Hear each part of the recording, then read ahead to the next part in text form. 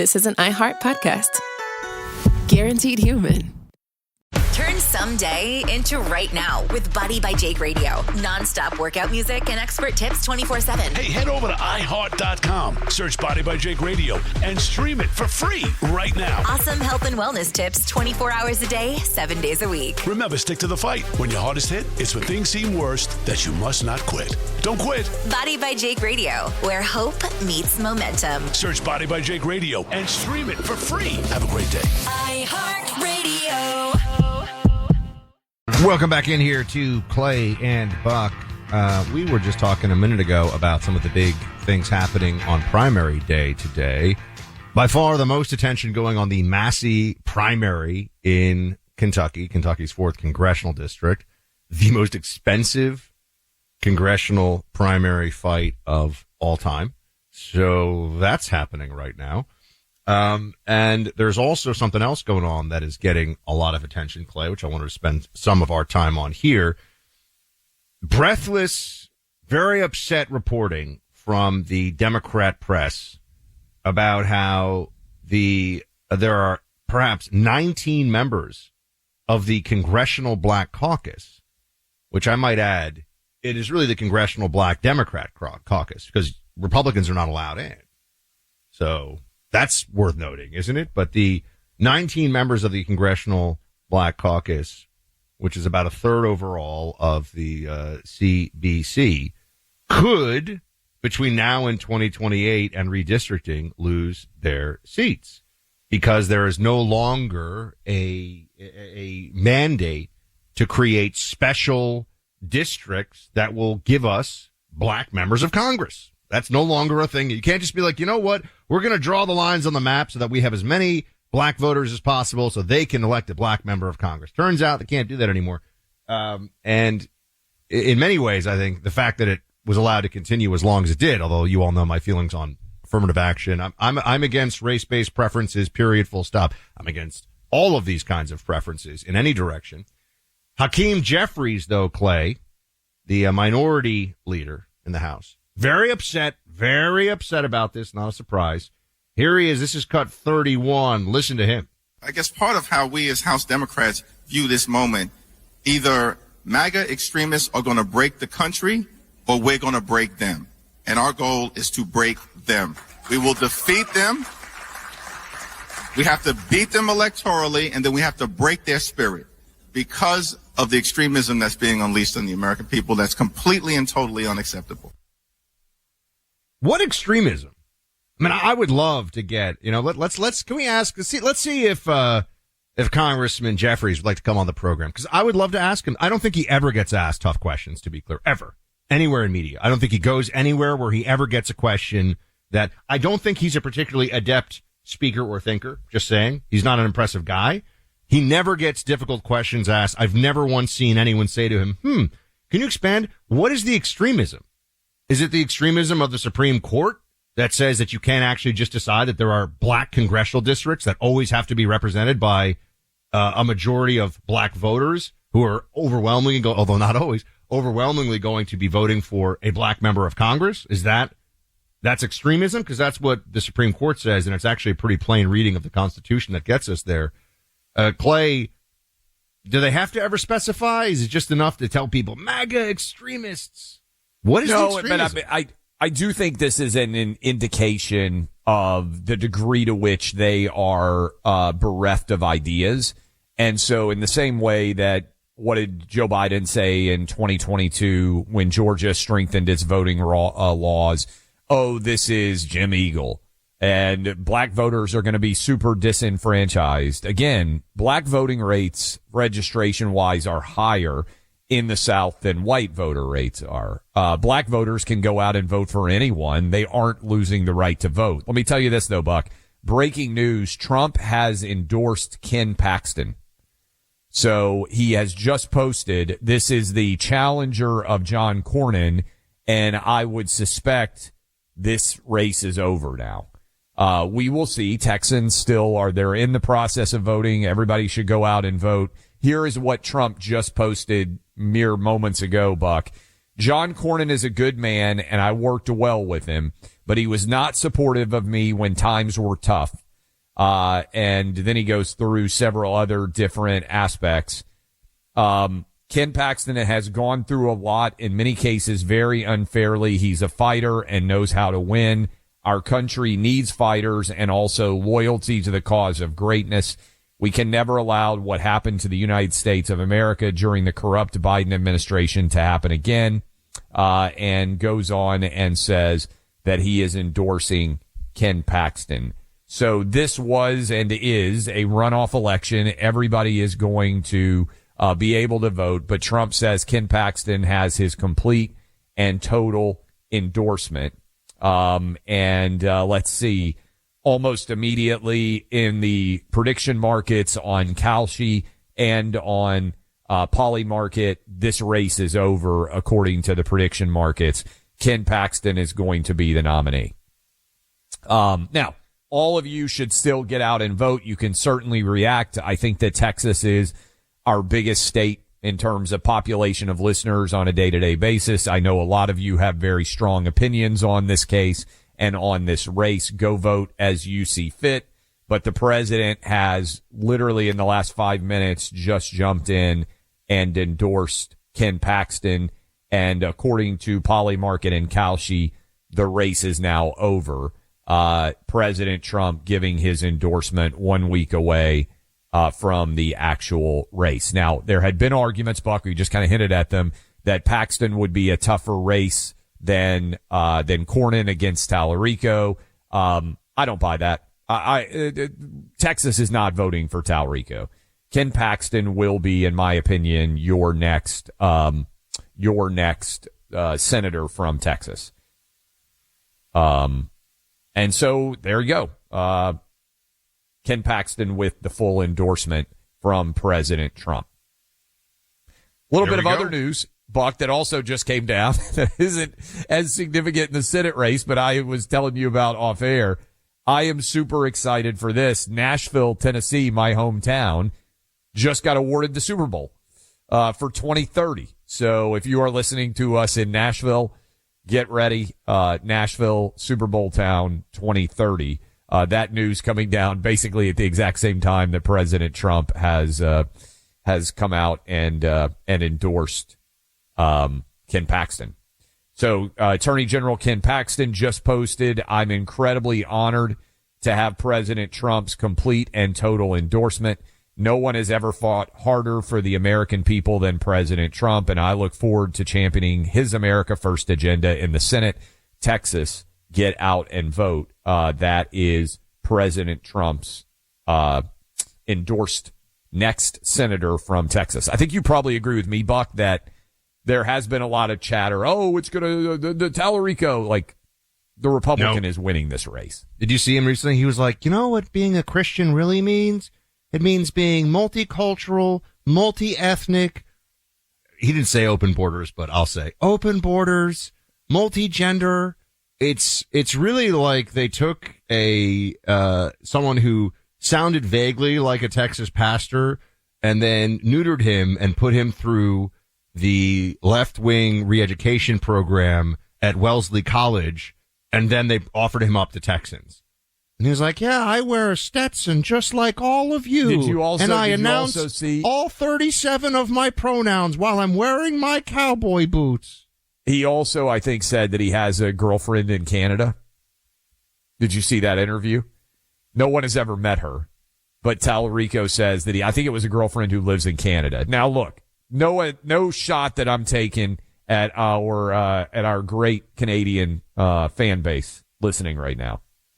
What do you think has prettier girls? Texas or Canada? Like, if you just said, where do you think the women are better looking? And I only gave you two options, Texas and Canada. Would anyone listening to us right now pick Canada? I'm just saying, if you're running for Senate in Texas and you're actually heterosexual, I think you should be able to find a girlfriend in the state of Texas and not, correct me if I'm wrong. I think he said his girlfriend lives in Canada.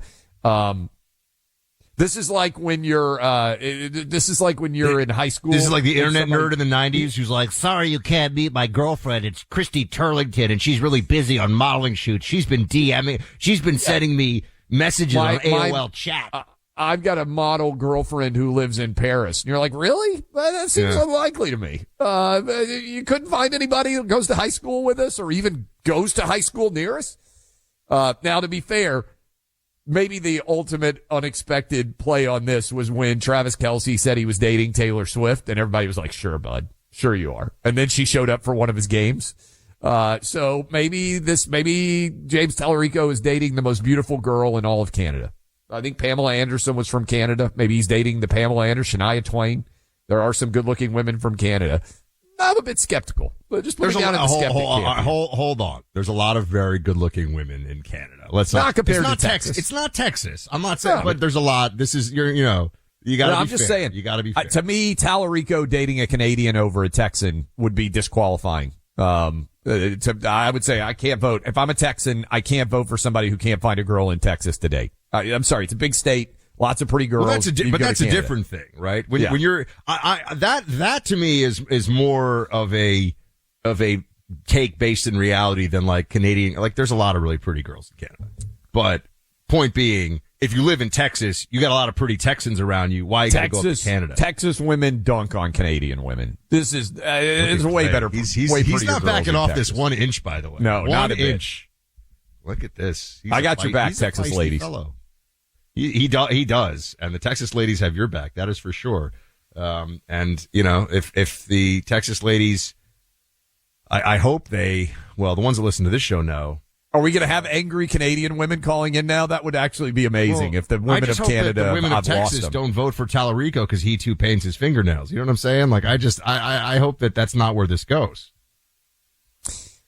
This will be really funny. By the way, we'll open up your phone calls again. Breaking news. President Trump has waded into the big primary battle in Texas, and he has officially, decided, that he is going to endorse Ken Paxton over John Cornyn, which is a substantial move. But I want to tell you, as we come up on the 25th anniversary of, unfortunately, the day of 9/11, the terror attack that many of us still cannot believe ever occurred, and probably many of you are like me and can't believe it's been 25 years now since that happened. Tunnel to Towers have been trying to fight battles on behalf of people like United States Army Specialist Anthony Vargas since that awful day. After the terror attacks of 9/11, Anthony's patriotism and love of country drove him to enlist in the Army. He served honorably, dreamed of one day serving in the NYPD. While on deployment, Anthony was killed instantly when an IED detonated near his unit. He left behind his wife, Louisa, their children, and his siblings. In the 25th anniversary year of 9/11, we remember Anthony's service, sacrifice, and the lasting impact of America's darkest day. Tunnel of Towers honored his memory by paying off the Vargas family's mortgage, giving his family a stable forever home. Help more families like the Vargas family. Your donation today can make a world of difference, bringing hope and security to those who gave everything. Join us in donating $11 a month and amplify your impact with a car or land donation. Go to T2T.org. That's T2T.org. Laugh, learn, hang with the guys. Right there when you need them most. Clay and Buck. Just preset them on the iHeart app. Turn someday into right now with Body by Jake Radio. Non-stop workout music and expert tips 24/7. Hey, head over to iHeart.com. Search Body by Jake Radio and stream it for free right now. Awesome health and wellness tips 24 hours a day, 7 days a week. Remember, stick to the fight. When your hardest hit, it's when things seem worst that you must not quit. Don't quit. Body by Jake Radio, where hope meets momentum. Search Body by Jake Radio and stream it for free. Have a great day. iHeartRadio. Welcome back in. Hour number 2, Clay and Buck. We have phone lines like molten lava and talkbacks like molten lava after I accurately said the women of Texas are much better looking than the women of Canada. The thick-legged women of Canada are already starting to kick at me, Buck, in the mentions. I will stand. I'll go to the mat on this one. It is primary day, and I'm sure the talkbacks are going to be very entertaining. You shouldn't have said they have legs like a moose, Clay. That wasn't nice. Maybe a little too much maple syrup. Kentucky, Georgia, Pennsylvania, Alabama, Idaho, and Oregon all go to the primaries today.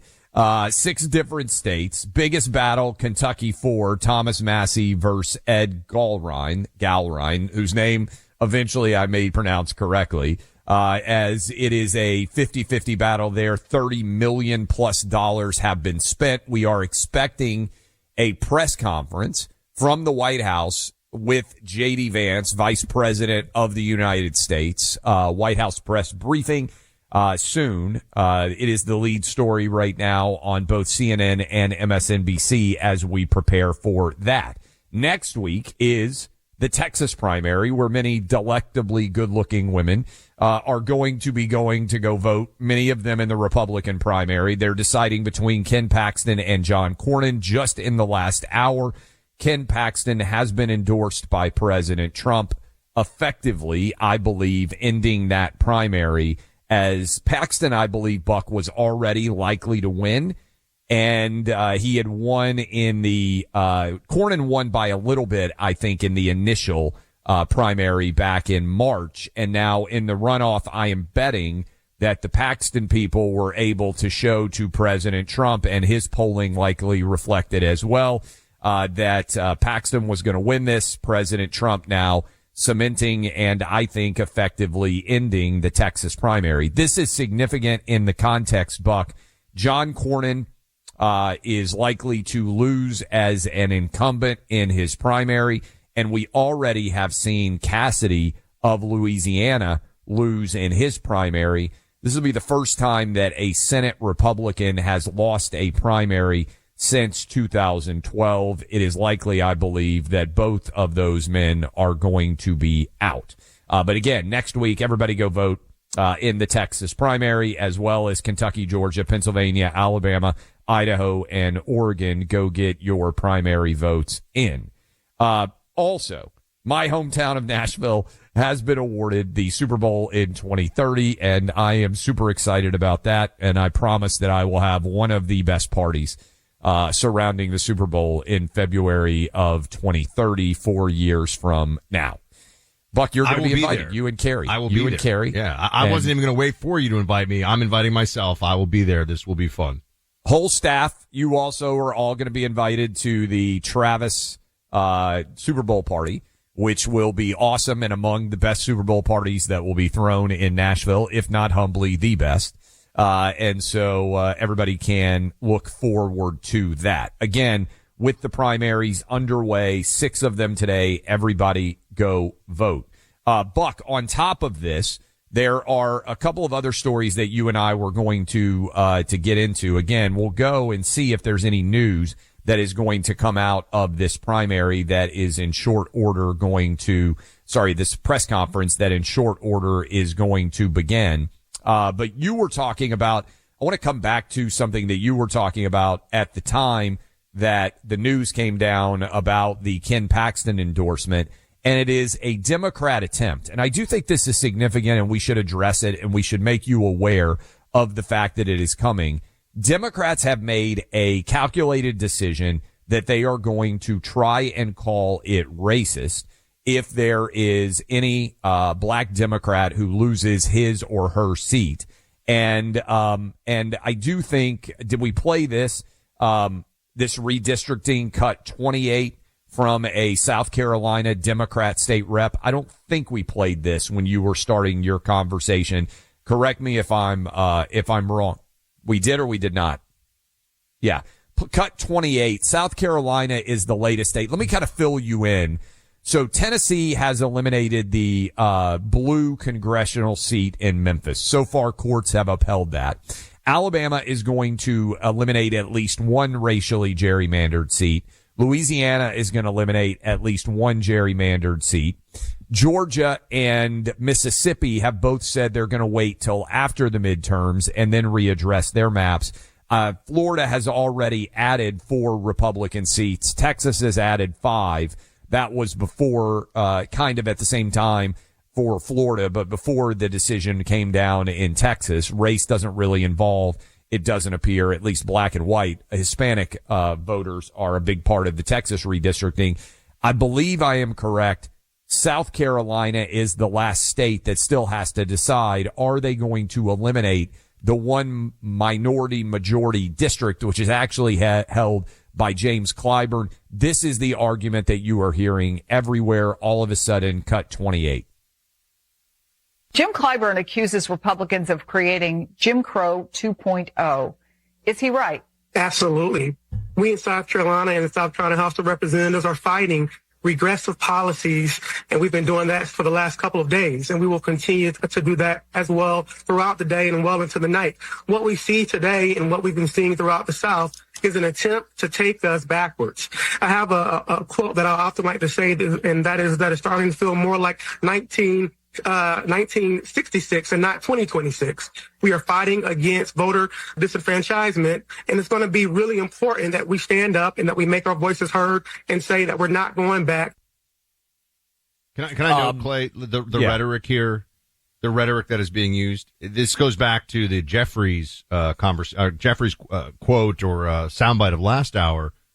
They won't say what they're really trying to say, or rather, they won't explain what is the objection here. They say, oh, we're going back. It's regressive. The MAGA extremists, all this stuff.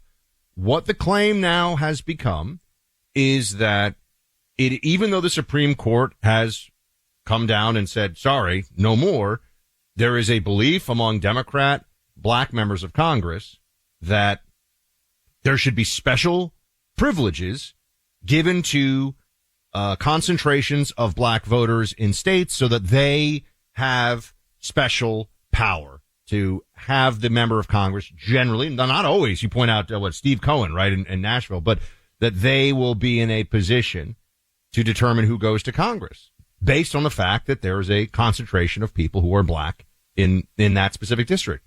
I just think this is when people hear it that way, they go, wait, why is that the case?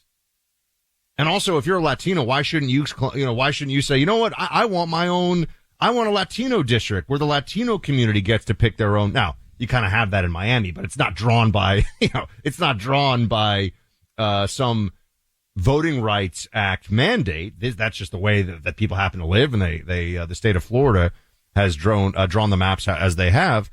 Race should not be and cannot be the primary consideration in drawing congressional districts that are specifically intended to advantage black voters. That's it. It's really not that complicated, and when you put it in a straightforward, but notice the language they use, Clay, it's not even clear what they're talking about. Oh, they're taking us back. Oh, it's back to racism. It's back to Jim Crow. It's back. What is this? They never tell you. Yeah, I would actually argue, and I think it's an interesting case. So there are examples. Tim Scott, who is a senator representing South Carolina, who happens to be black. I've said before, I think Byron Donalds is going to be the next governor of Florida. He happens to be black. These guys, Wesley Hunt, who had a great Senate campaign but has represented a majority white district in Texas. To me, in order to win a statewide race, it is oftentimes a very different skill set than what is required to represent a majority black district. And let me use Barack Obama as an example. Do you remember what happened when Barack Obama ran in Chicago and tried to win a majority black district, Buck? He got smoked. A lot of people forget about this because they think about Obama and they recognize that he won the Senate race in Illinois, and then he won the presidency, obviously, in 2008 and 2012. But I actually think the racial politics of Barack Obama is more interesting. He got smoked when he tried to win a majority black district in Illinois, Chicago area. Just crushed. And it was because he wasn't considered black enough, and that's in quotation marks, to represent an inner city majority black district in Chicago. So what did he do? He ran statewide, and he actually won in Illinois. Now, I don't know exactly how it would have gone if he had won that majority black district, but I think there is an argument that what it takes to win a majority black district actually makes it harder for you to win statewide. And I would be curious to look at the data on this because you have to run further left. You have to be a black representative. You have to join the Congressional Black Caucus, and you are defined then as a member of that party that is basically responding to black related issues. as opposed to black, white, Asian, and Hispanic related issues, which is what allows you to win statewide. And so maybe we get Tim Scott on to talk about this, Byron Donalds. I would be curious, Wesley Hunt, and maybe some of those guys listening or their staffs listening as they drive around right now. I actually think that to have substantial black leadership, you might be better off trying to represent a state and appeal to people of all different backgrounds in terms of having political power than to just try to win a majority black district, again, as Barack Obama could not do in his beginning of his political career. And I do think that's an interesting angle to think about as we go forward. I'm not even sure that I buy the thesis underlying what is basically just an attempt to play the race card one time after another. By the way, a lot of people weighing in, variety of topics. We'll get to some of those. I believe we only have one guest, Doug Brunt, in the third hour of this program. J.D. Vance has not yet held that White House press briefing amid war in Iran. That is the headline right now on Fox News. We will see if there is any additional news that is coming out as we prepare for that. In the meantime, let me tell you about roofs. How often do you worry about the safety of your home when it comes to whether your roof is reliable or not? How many times have you had a leak? I've had a leak in every house that we've had. At some point in time where you have to have somebody come in and try to fix the issue. Right now, you can get a free inspection from Erie Home. They've been doing this for 50 years. Hometown craftsmanship, national reliability. You get somebody on your roof, you have a right to be concerned about what might happen. This is not a fly-by-night roofing company, a company with decades of experience and trust, a company that will be around for decades to come. They will give you a 50-year warranty, and you can trust that the company is still going to be there. Best of all, though, they'll come out and look at your roof and just tell you, do you or do you not need a new roof? And if you do need a new roof, Erie Home will give you $1,200 off. All you have to do to get your free inspection is go to eriehome.com/clay. That's ERIE, eriehome.com/clay today. $1,200 discount, free checking out of your roof. What do you have to lose? Discount of $1,200, valid on new roofing installations. Get hooked up today. Find out if you might need a new roof and save up to $1,200 at eriehome.com/clay. That's Erie Home, ERIE home.com/clay. Preset your pals. Clay and Buck on the iHeart app. Third hour of Clay and Buck kicks off right now. We've got J.D. Vance still talking. He's holding a presser. And we'll bring you the highlights of that. That's live. That's happening right now as we talk to you. We're not going to join it in progress. We're going to have the team monitor as we are working through the rest of the news with you and bring you the highlights of it. Any news that breaks essentially on air, we will then break to you here in real time as we go. We also had Trump speaking this morning, which I wanted to get to on a whole range of topics. And eventually I'll find my way to the left-wing lunatic asylum that is the people outside of the Luigi Mangione trial, which is completely what you would think. And every bit as demonic and insane as you might expect. But Clay, a few things, because we heard from J.D. Vance moments ago on Iran. Trump this morning spoke on this too. So J.D., I feel like at this point of the negotiations, there's a little bit of a good cop, bad cop thing with Trump and J.D. Trump is kind of like, you can get it the rough way, which is the Trump way. J.D. is like, hey guys, why don't we figure out something here? Let's really get a deal done. And they know that J.D. from the beginning, based on all the reporting and what we know J.D. has said before, he is the least interventionist when it comes to military action in the Middle East, I think, of anyone at that level in the administration. And so he's a good messenger for the let's figure this out, let's make a deal side of the equation. Trump, on the other side, this is cut 5, is saying, I might have to go in there and kick some more ass and get them to understand that they have no choice in the matter. Play 5. We have to make sure that Iran doesn't get a nuclear weapon. All of the things that you see me fighting for so hard. And it's always tough. We're negotiating with Iran. And then you have the Democrats, I call them the Democrats, putting in a bill that Trump should immediately stop. You know how it is to negotiate with a country where You're beating them badly. They come to the table. They're begging to make a deal because they're begging to make a deal. I hope we don't have to do the one, but we may have to give them another big hit. We may have to give them another big hit. I'm not sure yet. You'll know very soon. But how do you feel when you're negotiating? You're winning every point, and they say, but in Washington, they want to stop you from negotiating. They want to stop you, and it's only political. It's the Democrats. They're dumb. Okay, so a couple things there, Clay. First of all, the noises you're hearing, we'll get to that. That is the construction of the East Wing modernization project that is underway. And the president also spoke, since you're hearing the hammering and the nails going in and all this stuff, the carpentry in the background, this is cut. Well, yes. Continue. I just think it's funny. This is like Trump trolling his critics that he actually had a press conference so they could hear the ballroom being built behind him. I think that is absolutely correct. I think this is Trump saying, yeah, this is still happening. This is cut 3. He talks specifically about the project. Listen. Hundreds of millions of dollars already on the ballroom, and it's coming out, I think, incredibly. We have some renderings of the finished product. It's all knit together. At the top of the ballroom is what they call a drone gallery. We have tremendous amounts of military able to be on the top. It'll be the highest point. It will be something very special. So if you look up at the top, you'll see some interesting things, and I'll show that to you in a second. You want to grab that, please? The facade of the building. There will never be another building like this built. That I can tell. I built a lot of great things. But there will never be anything like this built. Clay, he's proceeding here, and I truly believe that when the history of this is written, the Trump modernization of the White House will be considered. First of all, it's so on brand for him as a builder of 50 something years now, or 60 something years now.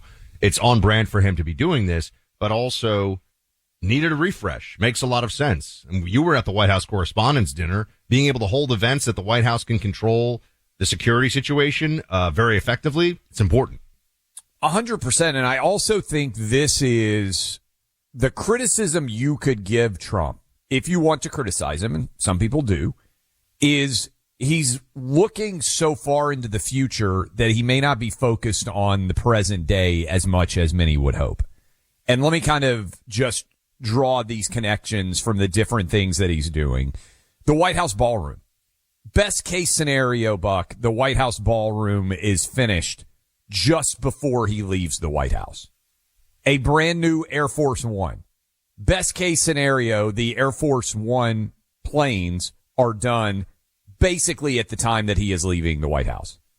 This situation in Iran, best case scenario, it is making the next generation of life far better in the Middle East than today. Cuba, same exact thing. Venezuela, same exact thing. The criticism of Trump is, if you want to criticize him right now, that he is focused years into the future on projects that primarily will benefit the nation after he's gone. And I would just say to many of you out there, isn't that what you should want the president to do?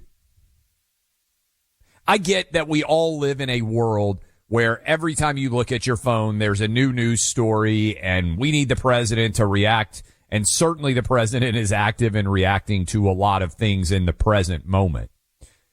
But the criticism I think that you could levy against Trump is he's trying to make generational decisions in a relatively short period of time, trying to solve issues in the Middle East, in Latin America, in the Caribbean, in the ballroom, all of these things.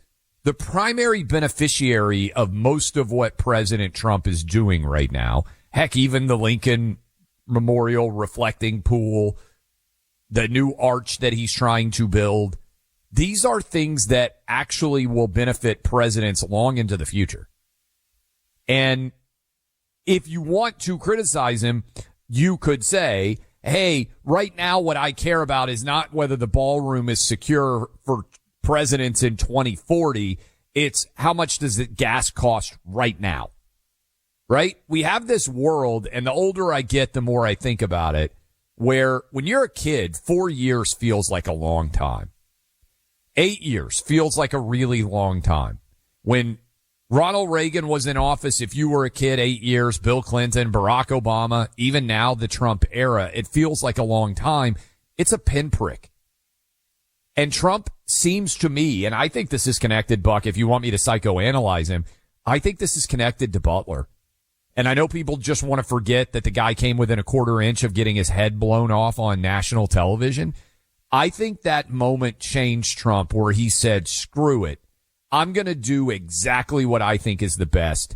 And I'm not going to listen to other people. And I'm not going to worry about what they think, because I'm fortunate to be here. And when I get into office, I'm fixing everything. I'm building things that are going to endure. And I'm not going to worry about any of my critics, because I'm lucky to be alive today. And I don't know how many people out there are listening to us right now. I don't know how many of you, I haven't. I don't know if you ever have, Buck, have had a truly near-death experience where you thought, hey, maybe you got injured in a car accident and you survived. Maybe you got a cancer diagnosis and you didn't expect to survive it, and you're listening to us right now. That perspective of staring down death and not passing, for a lot of people, I think it's freeing, because it makes you recognize that every day that you have gotten since then is in many ways a gift, and you don't want to waste it. And I really do believe, and people can call me crazy on this, I think in the wake of Butler, Pennsylvania, President Trump, to the extent that he has thought about this on a perspective, I think he feels like he has a new lease on life and a new gift.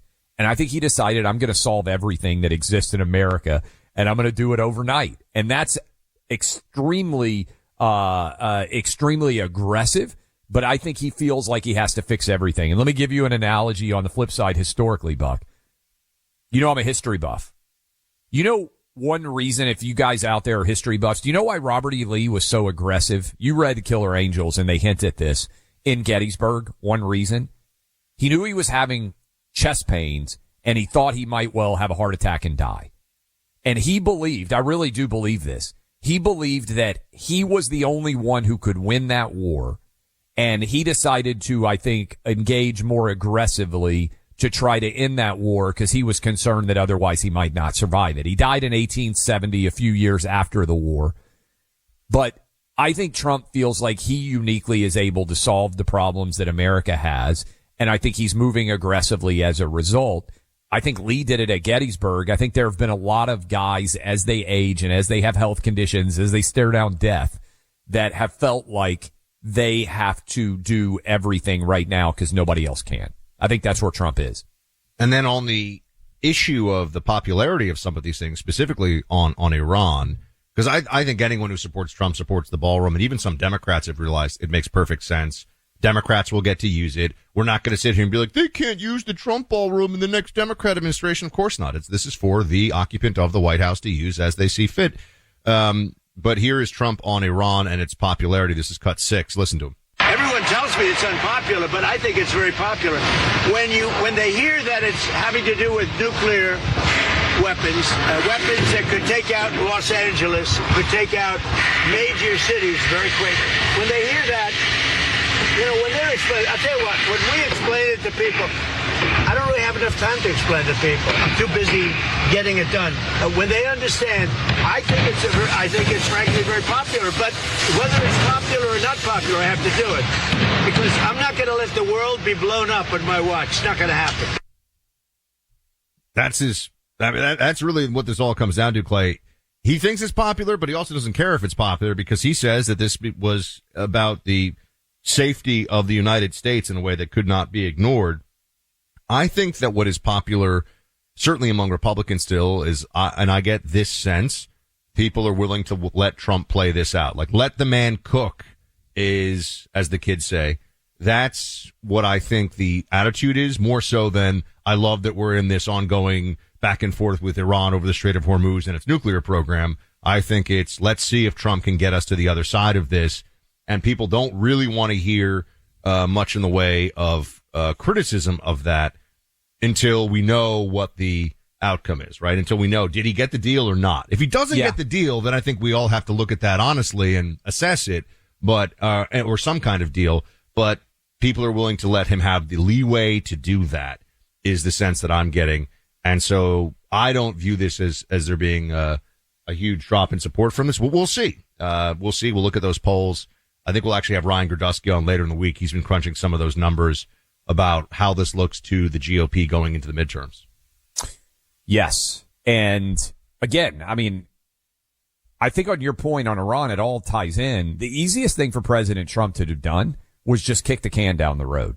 Yeah. He could have just said, we bombed in June. Everything is taken care of. The next president will have to decide what to do here. And some of you would say he should have done that. I think the goal is not to solve things for just his term. I think he's concerned if Kamala Harris ends up in office that he has to fix things that they're inevitably going to break, including the border and everything else. We'll come back. We'll take some of your calls. J.D. Vance still speaking.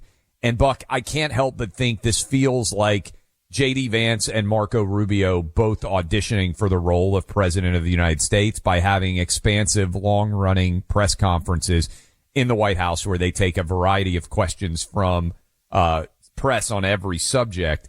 It feels like an echo of what Marco just did a couple of weeks ago. My personal belief on this, I don't think that J.D. Vance and Marco Rubio are going to run against each other. I think that they, by all reports, they have a very close relationship and their families are very close.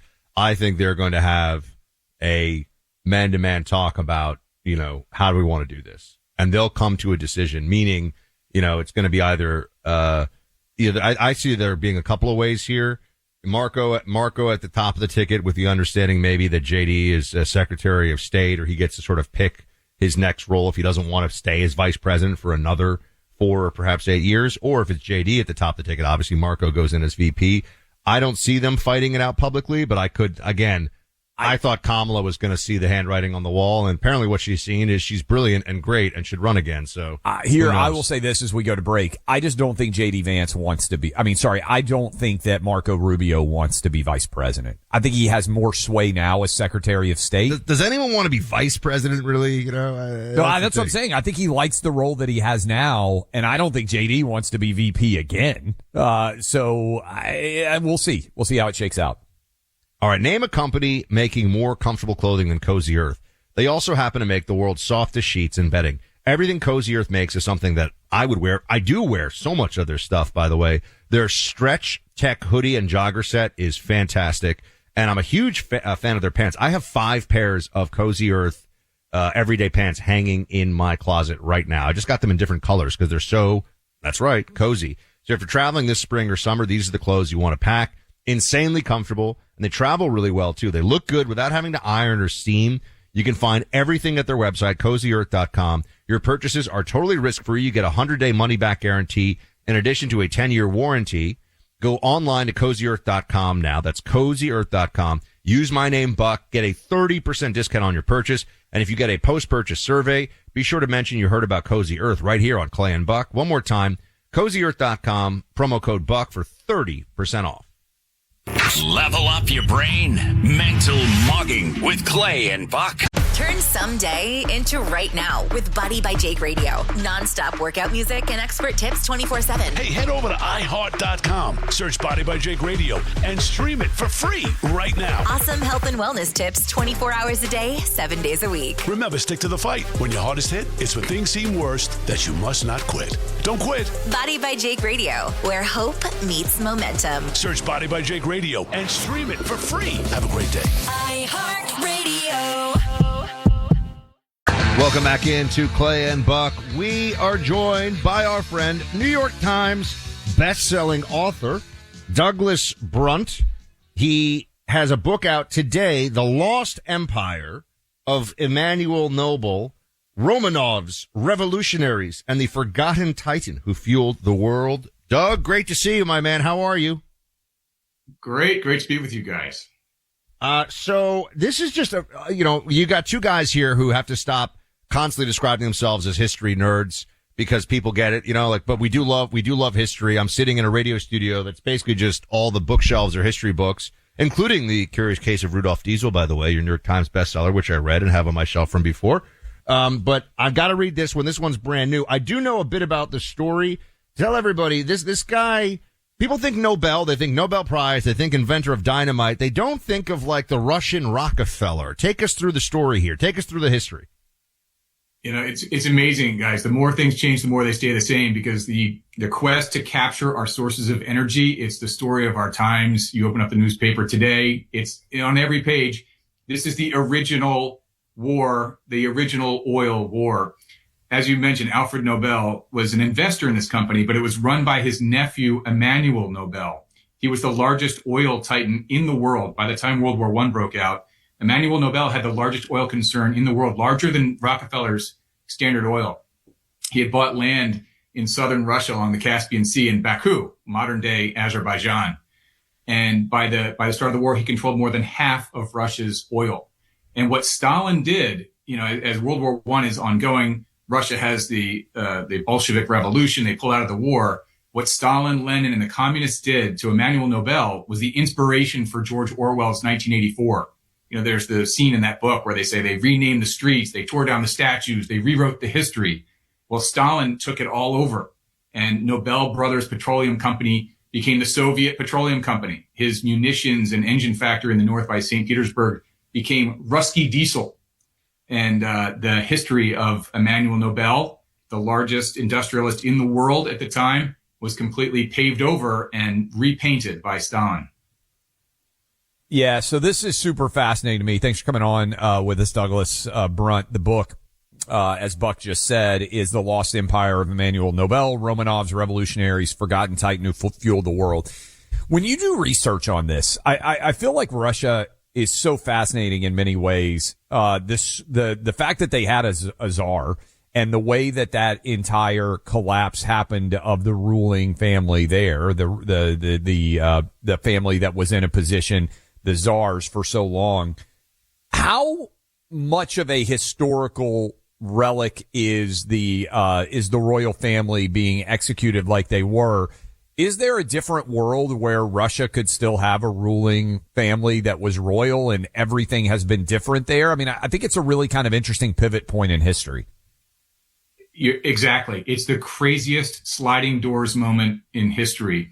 And there were repeated efforts at reform and then repress, even with the early czars. Tsar Alexander II in 1861, he was the one who freed the serfs, famously 20 million serfs are liberated. And that was 2 years before Lincoln freed the slaves in America. And Alexander II, who was the grandfather of the last Tsar, Nicholas II, he tried many liberalizing reforms at increasing, the economy to be more Western and more business friendly, allowing freedom of assembly, freedom of the press. And then the Russian people they started to sort of organize in these subversive groups following Marxist doctrine, then attempted to assassinate him. It's one of these crazy things. There was advice that Nicholas I, the Tsar in the 1830s, 40s, gave to his son Alexander II. And he was describing Napoleon. And he said, look, Napoleon, he's this sort of versatile leader. He knows when to be soft, and then he also knows when to be only the lion. And he said, but in Russia, you can be only the lion. And you get these cycles when they have tried to liberalize and reform it, like Gorbachev, made all these reforms, and then it blows up, and then you get Putin, and it's repressive again. They've been through that cycle throughout history. And while they were moving toward more of a constitutional monarchy and a more Western style of government, it shattered with the Bolshevik Revolution and went into yet another repressive cycle. We're speaking to Douglas Brunt, The Lost Empire of Emmanuel Nobel. I've got my copy right here, which you guys should all go get out today. It's going to be another huge bestseller, I can assure you. Doug, talk to me about something I find really interesting. And I'm a big fan of, not to bring up a different book, but, I'm sure you like it too. Daniel Yergin's The Prize, about the history of oil. It's just sort of a good overview history of the oil, the discovery of it, the use of it, and then where it, people don't really get much about, or rather I should say, we don't hear much about the early days of Russia figuring out that it's call it a hydrocarbon, right? An oil and natural gas superpower, which it is, just because it's absolutely huge and it has very considerable reserves of those two things. What were the early days like? What was the equivalent of the Saudi sheikhs who had almost no paved roads but were buying up Rolls Royces as fast as possible in the early days of the Saudi kingdom? Like, what were the early days of the Russian oil boom like? It's amazing. The Nobel family was mostly in the north, and they were building rifles and bombs and engines, building diesel engines, which is actually how I found the Nobel story through Rudolf Diesel. And they get an order from the Tsar for 100,000 rifles, and they need wood for the shoulder stocks of the rifles. So they go down to the Caspian Sea and the Caucasus where there are these walnut trees where they're going to get the wood. And while they're down there, it's this ancient land of the eternal flame, natural gas seeping from rocks that ignites and has the eternal flame. And there was also so much petroleum in the ground, it was bubbling to the surface. So they go down there and they see pools of oil on the surface, but there's no technology. It still looks like an ancient land, and people are just skimming it from the surface and using it as a lubricant and other things. There's no drilling. The most they do is use shovels. So the Nobels are down there to buy wood. The one guy says, I'm not using these 20,000 rubles on wood. I'm buying land. And so they buy a bunch of land and they set up a refining facility, and they use all their technology expertise and capital to build an oil company. And they're, with the sort of Nobel expertise and background in manufacturing, they're very quickly one of the large oil companies in the world. And by 1888, the Tsar has decided, like, wow, we've been shipping grain around the world all these years, but now oil is becoming one of our main commodities that we have in the Russian Empire, and they recognize it's yet another major natural resource that Russia possesses. When you did your research, I'm curious, and this book sounds fascinating. There's a lot of talk about the Ukraine war and the desire of Vladimir Putin to reclaim the lost glory of the Russian Empire, the Soviet Empire. Do you get a sense for what his ambition is, or where it comes from, and how it connects to the era that you were studying? Yeah, it's from the earliest days. Peter the Great in the early 1700s was trying to get down to the Black Sea, where they have warm water ports, and the Black Sea can connect through the strait, right by Constantinople or Istanbul, Turkey, and out to the Mediterranean, and you can reach the rest of the world that way. So they're obsessed with Crimea, which is the northern part of the Black Sea, for 300 years of Romanovs into Soviet Russia and the present day. And we see that now in the early parts of this book. Joseph Stalin is born in the country of Georgia, which is between the Black Sea and the Caspian Sea. And so he had a front row seat to this oil empire taking root. The Nobels were the leading oil magnates, but also the Rothschild family had a large presence in southern Russia, drilling and refining oil. And Stalin, as a young boy, actually worked in the oil fields of the Rothschilds and the Nobels. So as he's got his sights on the, quote unquote, capitalist pigs that he wants to take out, the Nobels are front and center. Well, guys, go get your copy. Douglas Brunt's The Lost Empire of Emmanuel Nobel. It's really cool. It's really well written. Narrative history. You're going to love it, and you'll learn a lot of really interesting things. So we highly recommend it. Doug, congrats on the book. You got two fellow authors here along with you, so we know the blood, sweat, and tears, and I know it's going to be a big bestseller. And Clay is demanding your next book be about the Civil War, but we'll get to that another time. We'll get to, the Daniel Jurgen blurb that you mentioned. Megan, my wife, was mocking me for that, because I turned on, I'm like, I'm so excited. I studied this book in college, and I got this great blurb from Jurgen. I'm like, all the oil historian guys are going to, she's like, oh, all the oil historian guys, all the nerds are going to be really excited for you. That's great news. Doug, you're definitely the coolest guy at the oil historian party. Let's be honest. This is like my wife, Doug, saying she can't believe that she married a guy who went to Civil War sleepaway camp, which is maybe the nerdiest thing that anyone could have ever done when they were in high school. But by the way, was awesome. Totally. We're simpatico on that. Congrats, Doug. Guys, go get the book, The Lost Empire of Emmanuel Nobel. Doug, we'll talk to you soon. Thank you. Thanks, guys. Look, in parts of Ukraine, parts of Israel, there's a huge part of the population that needs help. As the war drags on in Ukraine, fragile ceasefire in the Middle East is extended. The International Fellowship of Christians and Jews continue to step in and offer valuable resources. The IFCJ, American-based organization, nonprofit that has hundreds of team members providing food, necessary medical supplies, and reminding those they serve they're not forgotten. I've been to Israel, seen the work that the IFCJ does, whether it's food banks, whether it's providing security at hospitals, or just vehicles that have bulletproof so that people can protect the innocent. The IFCJ, the International Fellowship of Christians and Jews, does incredible work. You can join us in praying for peace in the Middle East, throughout Israel, and all around the world. Visit this website to help.